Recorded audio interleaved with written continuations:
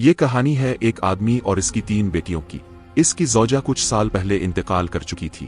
اس کی تینوں بیٹیاں بہت خوبصورت تھیں، مگر سب سے چھوٹی بیٹی اپنی بہنوں میں سب سے زیادہ سمجھدار تھی۔ اس کا نام فاطمہ تھا۔ فضل الدین اپنی تینوں بیٹیوں سے بہت پیار کرتا تھا۔ اس نے کبھی اپنی بیٹیوں کو ماں کی کمی محسوس نہیں ہونے دی۔ وہ اپنی بیٹیوں کی ہر خواہش پوری کرتا تھا۔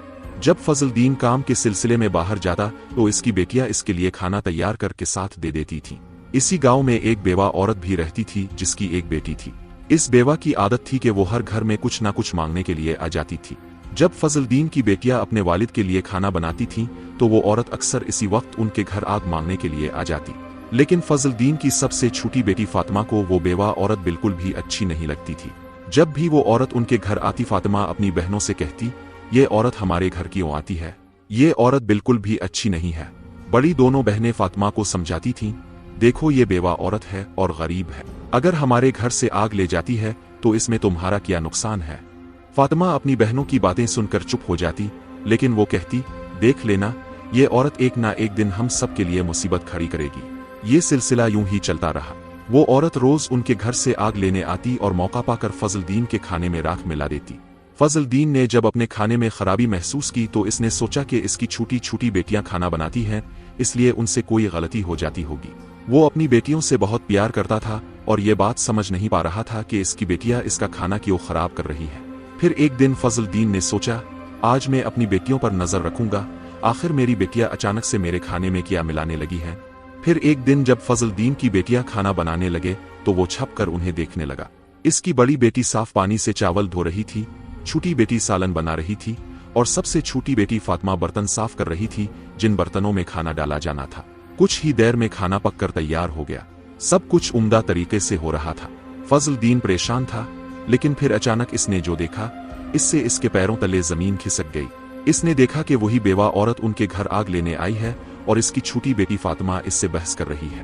اس کی دوسری بہنیں فاطمہ کو سمجھا رہی تھیں، کوئی بات نہیں فاطمہ، یہ بیوہ عورت ہے، اسے آگ لینے دو، بڑی بہن نے کہا۔ لیکن اس بیوہ عورت نے آگ لینے کے بہانے نظریں بچا کر فضل الدین کے کھانے میں راکھ ملا دی اور سارا کھانا خراب کر دیا۔ یہ دیکھ کر فضل الدین کو بہت غصہ آیا۔ دوسرے دن فضل الدین نے اس بیوہ عورت کو اپنے گھر بلایا اور غصے میں پوچھا، تمہاری ہمت کیسے ہوئی میرا کھانا خراب کرنے کی؟ وہ عورت بڑے ڈرامائی انداز میں فضل الدین کے پاس آئی اور اس کے سینے پر ہاتھ پھیرتے ہوئے کہنے لگی، ارے میں تو یہاں دیکھ رہی تھی کہ تم سچ میں اپنی بیٹیوں سے پیار کرتے ہو یا نہیں۔ کھانا خراب ہونے پر تم انہیں ڈانٹتے ہو یا نہیں؟ لیکن تم تو بڑے اچھے انسان نکلے، اپنی بیٹیوں سے بہت پیار کرنے والے۔ تم نے تو میری چال فوراً پکڑ لی۔ اب مجھے یقین ہو گیا ہے کہ تم اپنی بیٹیوں سے بہت پیار کرتے ہو۔ آئندہ ایسا کچھ نہیں ہوگا۔ فضل الدین اس کی باتوں اور اس کے ناٹک پر یقین کرنے لگا کیونکہ وہ بیوہ عورت خوبصورت تھی۔ فضل الدین اس کی خوبصورتی سے متاثر ہو کر کچھ بھی کہنے کی بجائے اسے اپنی زوجہ بنانے کا فیصلہ کر بیٹھا۔ کچھ ہی دنوں میں اس نے اپنی بیٹیوں کی اجازت کے بغیر اس بیوہ عورت سے شادی کر لی اور اسے اپنے گھر لے آیا۔ اس عورت کی بھی پہلے سے ایک بیٹی تھی۔ شادی کے کچھ ہی دنوں بعد وہ بیوہ عورت فضل الدین کی تینوں بیٹیوں سے سخت نفرت کرنے لگی۔ وہ عورت چاہتی تھی کہ کسی بھی طرح فضل الدین کی بیٹیاں اس گھر سے نکل جائیں، اس لیے اس نے انہیں گھر سے نکالنے کے لیے طرح طرح کے منصوبے بنانے شروع کر دیے۔ وہ سوچتی تھی کہ اگر بیٹیاں گھر سے چلی جائیں گی تو وہ اور اس کی اپنی بیٹی آرام سے عیش کی زندگی جی سکیں گی۔ ساتھ ہی فضل الدین کا پورا دھیان صرف اسی اور اس کی بیٹی پر رہے گا۔ وہ جانتی تھی کہ فضل الدین اپنی بیٹیوں سے بہت محبت کرتا ہے اور انہیں ذرا بھی دکھی نہیں دیکھ سکتا۔ اس کی اپنی بیٹی ہمیشہ قیمتی کپڑے پہن کر گھومتی رہتی تھی جس سے وہ ماڈرن لگتی تھی، لیکن سوتیلی ماں نے فضل الدین کی تینوں بیٹیوں کو گھر کا سارا کام کرنے پر مجبور کر دیا۔ وہ انہیں ٹھیک سے پیٹ بھر کھانا بھی نہیں دیتی تھی اور دھیرے دھیرے ان کی دوسری ضروریات بھی کم کر دی گئیں۔ تینوں بہنیں ہر وقت دکھی اور پریشان رہنے لگی۔ ایک دن 2 بڑی بہنیں رو رہی تھیں۔ فاطمہ اپنی بڑی بہنوں کے پاس آئی اور کہنے لگی، پیاری بہنوں، آؤ ہم تینوں کہیں باہر چلیں تاکہ ہمارا دماغ کچھ پرسکون ہو جائے۔ پھر وہ تینوں بہنیں گھر سے نکل گئیں اور چلتے چلتے ایک جنگل میں پہنچ گئیں۔ وہاں ایک گھنے درخت کے نیچے بیٹھ کر وہ رو رو کر اپنی ماں کو یاد کرنے لگی۔ اتنے میں اللہ والے بزرگ کا گزر ہوا۔ فاطمہ زمین پر بیٹھی رو رہی تھی اور کہہ رہی تھی، میرے اللہ، ہم مظلوم بیٹیاں ہیں اور بہت دکھی ہیں، اب دیکھ رہے ہیں کہ ہماری سوتیلی ماں ہم پر کتنا ظلم کرتی ہے، ہم کتنے دنوں سے بھوکی ہیں۔ اللہ والے بزرگ پاس ہی کھڑے ہو کر ان کی باتیں سن رہے تھے۔ پھر وہ فاطمہ سے مخاطب ہو کر بولے، بیٹی، تم تینوں یہاں اس درخت کے نیچے روز آتی ہو، تم مجھے بتا سکتی ہو کہ تمہیں کیا دکھ ہے؟ فاطمہ نے روتے ہوئے بزرگ کو سارا واقعہ سنا دیا۔ फातिमा की बात सुनकर बुजुर्ग को बहुत दुख हुआ। वो बोले, बेटी, यहाँ से थोड़ी दूरी पर मेरी झोंपड़ी है, मैं वहाँ रहता हूँ और इबादत करता हूँ। मेरी झोंपड़ी के बाहर एक अनार का दरख्त लगा है जिस पर पक्के हुए अनार लटक रहे हैं। तुम जाओ और इस दरख्त से जितने मर्जी अनार तोड़कर खा लो। ये सुनकर तीनों लड़कियां खुशी खुशी झोंपड़ी के पास पहुंच गईं। उन्होंने देखा कि दरख्त पर बहुत खूबसूरत और रसीले अनार लगे हुए हैं। तीनों ने एक एक अनार तोड़ा और बैठकर लुत्फ से खाने लगी। जब उनका पेट भर गया तो उन्होंने बुजुर्ग का शुक्रिया अदा किया और घर वापस आ गईं। इसके बाद जब उनकी सौतेली माँ उन्हें खाना नहीं देती तो वो रोज जंगल जाती और उन अनारों को खाकर अपना पेट भर लेती। और फिर धीरे धीरे उन्होंने अपनी सौतेली माँ का दिया हुआ खाना बिल्कुल छोड़ दिया। अब उनकी सौतेली माँ सोचने लगी, मैं उन लड़कियों को खाने को कुछ नहीं देती, मैं उनसे इतना काम करवाती हूँ, उन्हें जलील करती हूँ, फिर भी उनके चेहरे पर एक अजीब सी चमक है। उनमें से कोई बीमार भी नहीं पड़ती बल्कि उनकी खूबसूरती बढ़ती जा रही है। और मेरी बेटी, जिसे मैं इतना अच्छा खाना देती हूँ, वो उनके आगे बदसूरत लगती है। दूसरे दिन जब वो लड़कियां जंगल की तरफ गईं तो सौतेली माँ ने अपनी बेटी को उनका पीछा करने के लिए भेज दिया। जब तीनों बहनें अनार तोड़कर खा रही थीं तो फातिमा ने अपनी सौतेली बहन को देख लिया। इसने बाकी बहनों से कहा, ये लड़की हमारा पीछा कर रही है, मैं इसे यहाँ से भगा देती हूँ। फिर फातिमा ने अपने हाथ में पकड़ा अनार छुपा लिया और बोली, अगर ये सब कुछ अपनी माँ को बता देगी तो ये हमारे लिए परेशानी का कारण बन सकती है। लेकिन फातिमा की दूसरी बहनें बोली, फातिमा तुम कैसी बात कर रही हो, ये बेचारी बेकसूर है। फातिमा की बड़ी बहनें बोली, हमारी सौतेली माँ हमें तंग करती है, ये तो हमें कुछ नहीं कहती। इसके बाद तीनों बहनों ने अपनी सौतेली बहन को पास बुलाया और इसे एक अनार पकड़ा दिया। लेकिन सौतेली बहन ने अनार नहीं खाया और जल्दी से अपनी माँ के पास जाकर कहने लगी, माँ, वो लड़कियां भूखी ही नहीं रहती, वो तो जंगल में एक दरख्त से अनार तोड़कर खा लेती हैं।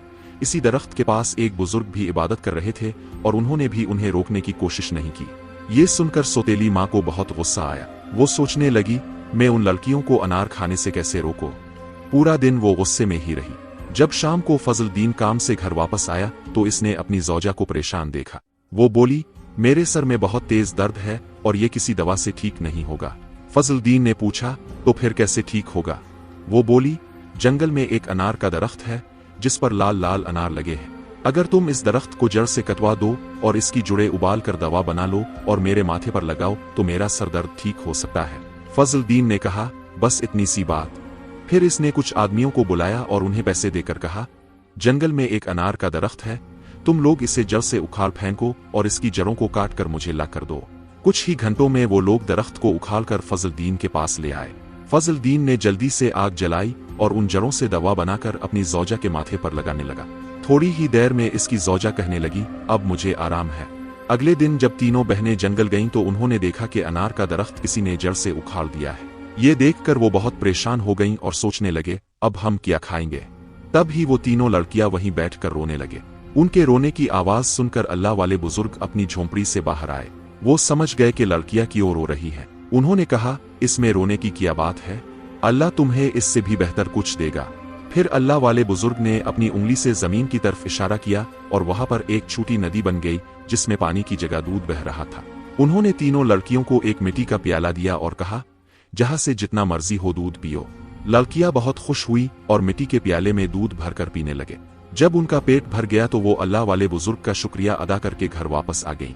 इसके बाद उनका रोज का यही मामूल हो गया कि वो तालाब के पास जाती और मिट्टी के प्याले में दूध भरकर पी लेती। उनकी सौतेली माँ उनकी सेहत देखकर हैरान थी। इसने अपनी बेटी को बुलाया और कहा, मैंने तो जंगल से अनार के दरख्त का नाम और निशान मिटा दिया था, फिर भी उन लड़कियों की सेहत पर कोई फर्क नहीं पड़ा। मैं तो उन्हें पेट भर खाना भी नहीं देती, आखिर ये क्या खा रही हैं जिससे उनकी सेहत इतनी अच्छी हो रही है। इसने अपनी बेटी से कहा, उनका पीछा करो और पता लगाओ ये क्या खाती हैं। लड़की फिर से अपनी बहनों का पीछा करते हुए जंगल में गई। जब तीनों मिट्टी के प्याले से दूध पी रही थीं, तो फातिमा ने पीछे मुड़कर देखा। इसने अपनी सौतेली बहन को चुपचाप खड़ा देखकर बाकी बहनों से कहा, देखो ये लड़की फिर हमारा पीछा कर रही है। फातिमा ने अपनी बहनों से कहा, तुम लोग जल्दी उठो और इसे यहाँ से भेजो, क्योंकि अगर इसने हमारे तालाब को देख लिया तो ये घर जाकर सब बता देगी और फिर घर में हंगामा खड़ा हो जाएगा। लेकिन फातिमा की बड़ी बहनों ने इसे डांटते हुए कहा, तुम्हारा आखिर मसला क्या है?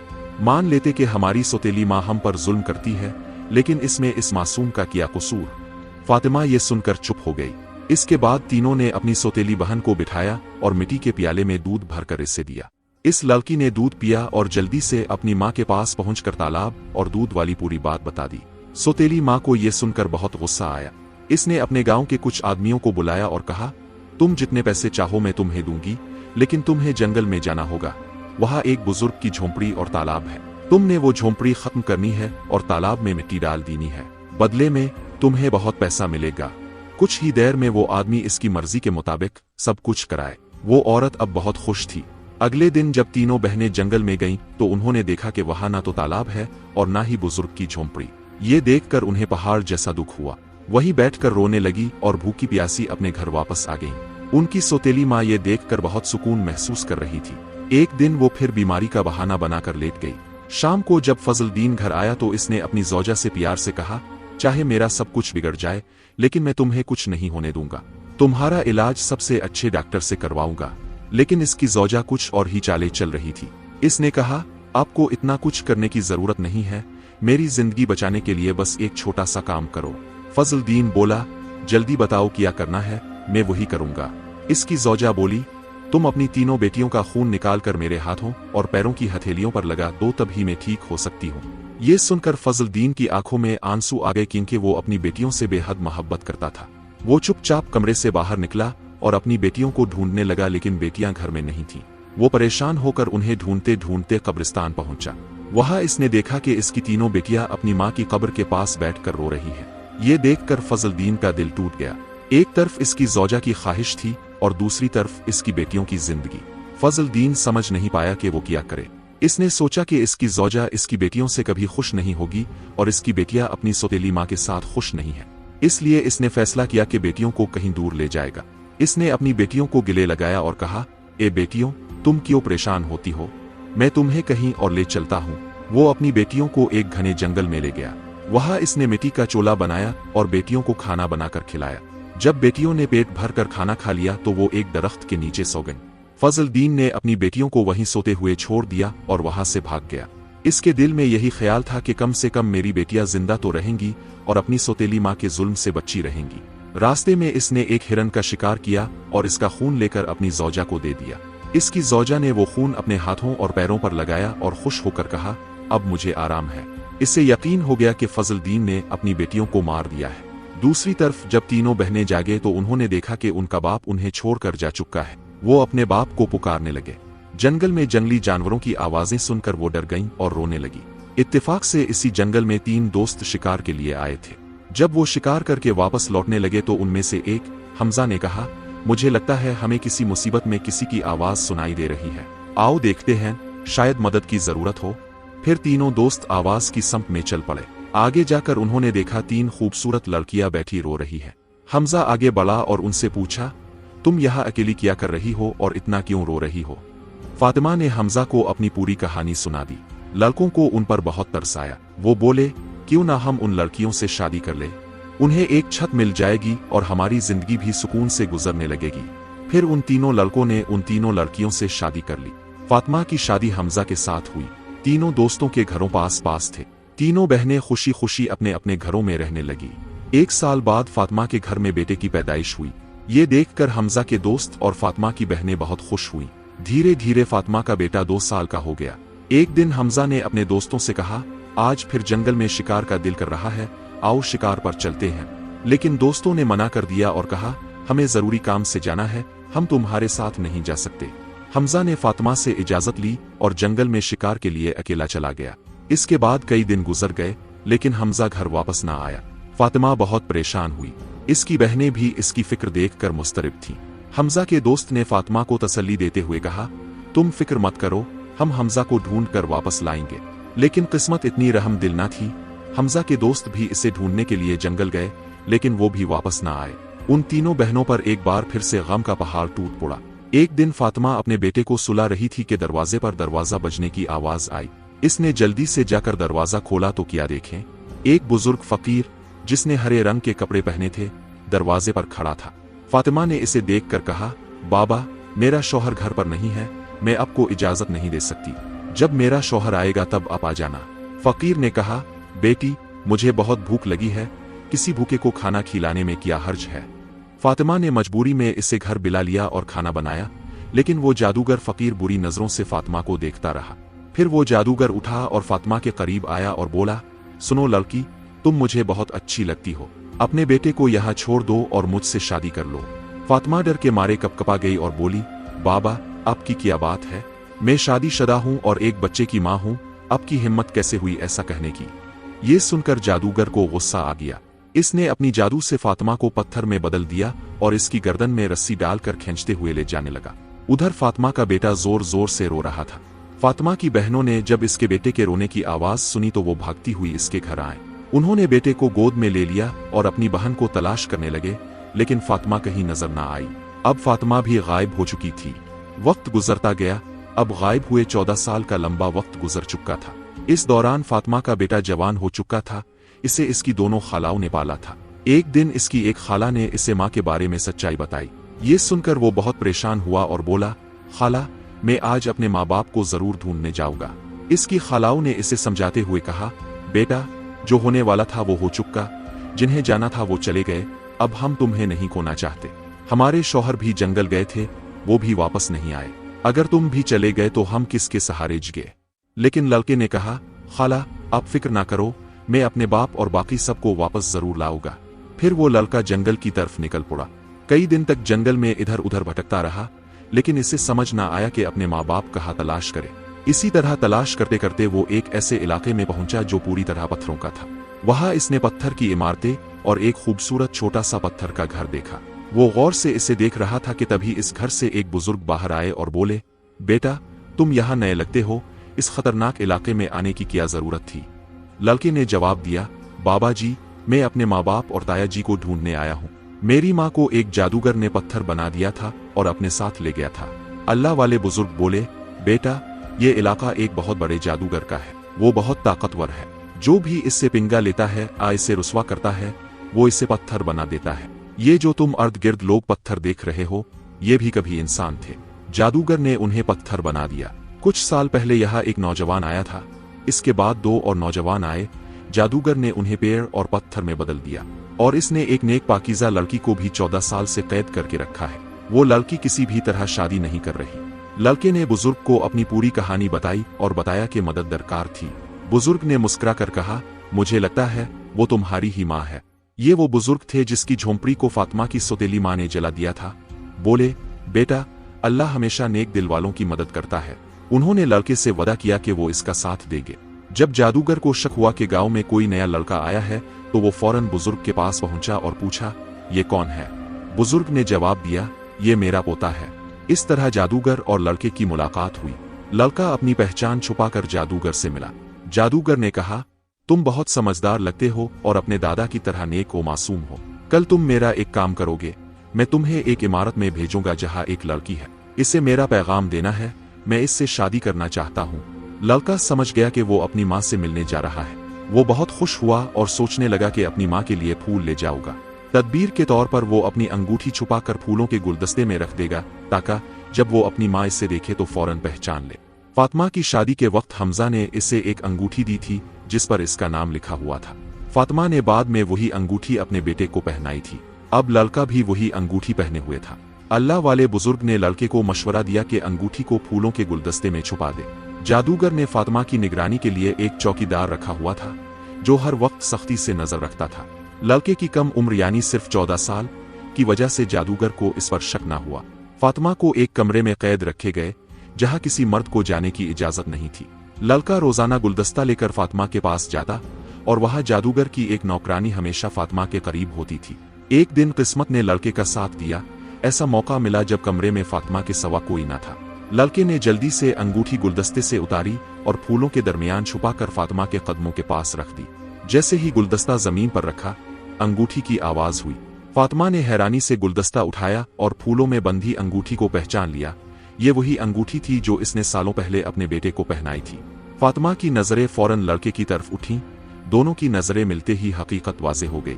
जादूगर ने फातिमा को कैद में रखा था, लेकिन इसका बेटा माँ को आजाद करवाने का मंसूबा बना चुका था। फातिमा ने जादूगर से शादी में अपना रजामंदी जाहिर की और इसकी ताकत का राज जान लिया। इसकी जान एक तोते में बंद थी जो एक पिंजरे में था। ये पिंजरा एक घने जंगल के दरख्त के नीचे सख्त पहरे में महफूज था। फातिमा ने यह राज अपने बेटे को बताया, लेकिन खतरा से बचाने के लिए इस पर जाने से मना किया। फिर भी लड़के ने अपनी माँ को यकीन दिलाया कि वो कामयाब होकर वापस गया। कई दिनों की मेहनत के बाद वो जंगल में पहुंचा। एक मौका मिला और इसने तोते को पिंजरे से निकाल लिया और जादूगर की इमारत तक वापस ले आया। जादूगर ने इसे देखकर तोते की वापसी की भीख मांगने लगा, लेकिन लड़के ने चालाकी से सब कैदियों को आजाद करवाया। इसने तोते के पंख खींचे, जिससे जादूगर की ताकत खत्म हो गई। आखिर में इसने तोते की गर्दन मरोड़ दी, जिससे जादूगर मर गया। लड़के ने अपनी माँ फातिमा, अपने वालिद हमजा और तमाम कैदियों को आजाद करवाया। फिर वो सब अल्लाह वाले बुजुर्ग के पास पहुंचे। सब ने बुजुर्ग का शुक्रिया अदा किया और अपने घर वापस आ गए। फातिमा की बहनें अपने शोहरों से मिलकर बहुत खुश हुईं, जो जादूगर की कैद में सालों तक रहे थे। उनके वालिद, जो अपने बेटियों से बुरा सलूक और उनको खोने के गम में डूबे थे, उन्हें सही सलामत देखकर खुशी से रोने लगे। उन्होंने अपनी बेटियों से मुआफी मांगी और बताया कि उनकी सौतेली माँ की साजिशों की वजह से ये सब कुछ हुआ। बेटियों ने अपने वालिद को तसल्ली दी और कहा, हम अपनी जिंदगियों से खुश हैं। उनके बाप ने बताया कि उन पर जुल्म करने वाली उनकी सौतेली माँ किसी गंदी बीमारी का शिकार बनकर मर चुकी थी। ये सुनकर फातिमा, इसकी बहनों और सभी अफराद ने इत्मीनान का सांस लिया।